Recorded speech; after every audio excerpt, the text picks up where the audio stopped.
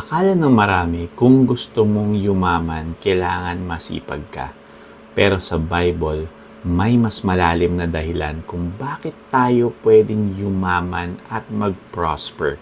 Si Jesus mismo naging poor para tayo maging rich. Anong ibig sabihin nun?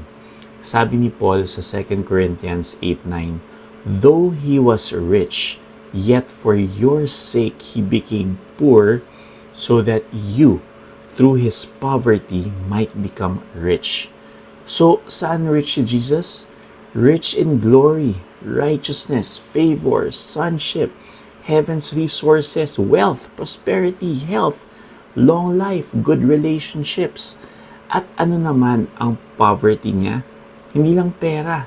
Sa cross, tinanggap niya ang kawalan, shame, rejection, curse, separation, para tayo ay tumanggap ng life, peace, provision, and favor.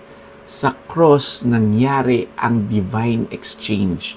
So, what is rich for us now? Hindi lang cash, my friend, pati peace of mind, supply for every need, favor that opens doors, strength to work, ability to be a blessing to many. This is not just hustle and work harder. This is divine exchange at the cross. He took our lack so we could receive His abundance.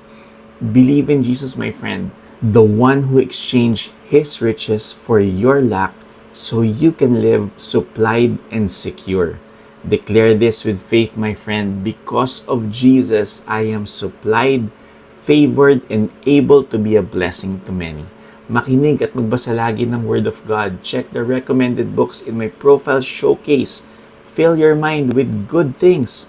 And subscribe na rin to support our mission of sharing Christ-centered, grace-based wisdom.